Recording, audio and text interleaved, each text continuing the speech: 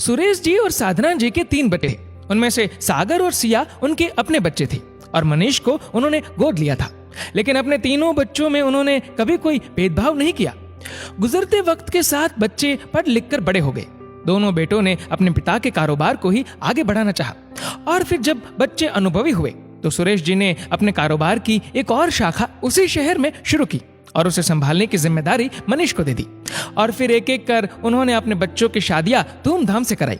जितने गहने अपनी बेटी को दिए उतने ही अपनी दोनों बहुओं को भी दिए। कहीं कोई कमी नहीं रखी। सभी बेहद खुश थे। साथ ही सही वक्त पर सुरेश जी और साधना जी नाना नानी तथा दादा दादी बन गए। पर कहते हैं ना, हर वक्त एक सा नहीं होता। धीरे धीरे इस घर में भी छोटे मोटे क्लेश होने लगे। सुरेश जी और साधना जी ने बात को संभालने की कोशिश की, पर बात को बिगड़ता देख उन्होंने अब उचित निर्णय लेने का फैसला किया। उन्होंने अपने अपने बेटों और बहुओं संग खुलकर बात की और कहा कि पास रहो या दूर, रिश्तों में प्यार रहना जरूरी है और वैसे भी जोर जबरदस्ती से खींचे हुए रिश्ते टूट ही जाते हैं। उससे अच्छा है हम हमारी प्रॉपर्टी का बंटवारा कर देते हैं। तभी सभी ने अपनी राय रखी और निर्णय लिया।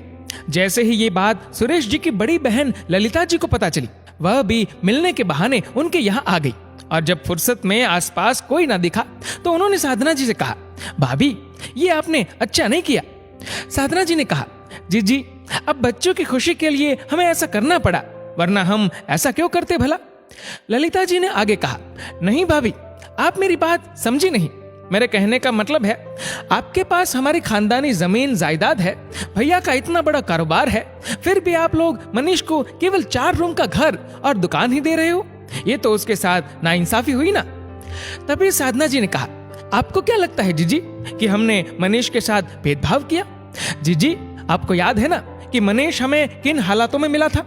मनीष के माँ बाप हमारे दूर के रिश्तेदार थे जो कि हमारे ही घर पर नाम मात्र किराया देकर रहते थे।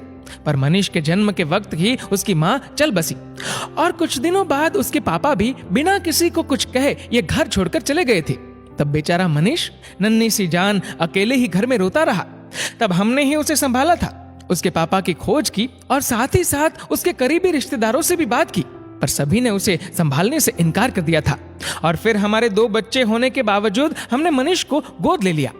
हम तो कभी नहीं चाहते थे कि ये बात उसे पता चले, पर किसी अपने ने ही उसे इस दर्दनाक सच्चाई से वाकिफ कराया। उसकी छोटी सी उम्र का ख्याल तक नहीं किया। उस वक्त हमने उसे कैसे संभाला हमें ही पता है। जी, हमने तो अपनी सारी प्रॉपर्टी अपने सारे बच्चों में एक समान बांटनी चाहिए, पर आपको तो पता है जीजी, मनीष ने कुछ भी लेने से इनकार कर दिया। उसने कहा आज वह जो कुछ भी है सिर्फ हमारी वजह से ही है। हमारे कई एहसान है उस पर और इसलिए वह हमसे कुछ भी नहीं लेगा। पर हमने उसे बार बार समझाया कि वह एहसान नहीं, प्यार है हमारा, लेकिन फिर भी उसने कुछ भी लेने से इनकार कर दिया। तब आखिरकार हम दोनों ने भी उसके घर अक्सर आते जाते रहने का वादा कर दुकान उसके नाम कर दी और उसकी पसंद का एक घर लेने को कहा, जो कि हमारी तरफ से उसे दिया गया आशीर्वाद होगा। पर भाभी, उनकी बात को काटते हुए ललिता जी बोली, वह तो बच्चे हैं, पर हम तो माँ बाप है ना, हमारे भी कुछ कर्तव्य है। इतनी देर से चुपचाप पीछे खड़े उनकी बातें सुन रहे सुरेश जी ने कहा, माफ करना दीदी, आप बीच में ना ही बोले तो अच्छा है। दीदी, माँ बाप के कर्तव्य क्या सिर्फ हमारे लिए है, आपके लिए नहीं? पिछले वर्ष जब आपके बेटे यानी मेरे भांजे अंश और बहू गौरी को शहर में नया घर लेना था, तब आपने उनकी कितनी मदद की? शायद ना के बराबर। अंश की पत्नी गौरी के तो गहने भी बेचने पड़े थे उस वक्त। जैसे ही ये सब मुझे पता चला था, तब मैंने उसकी मदद करनी चाहिए। आप साफ मना कर ये कह कि जब जी ने ही मेरी मदद नहीं की तो मैं आपसे कैसे सकता? दीदी, मैं पहले से ही आपका स्वभाव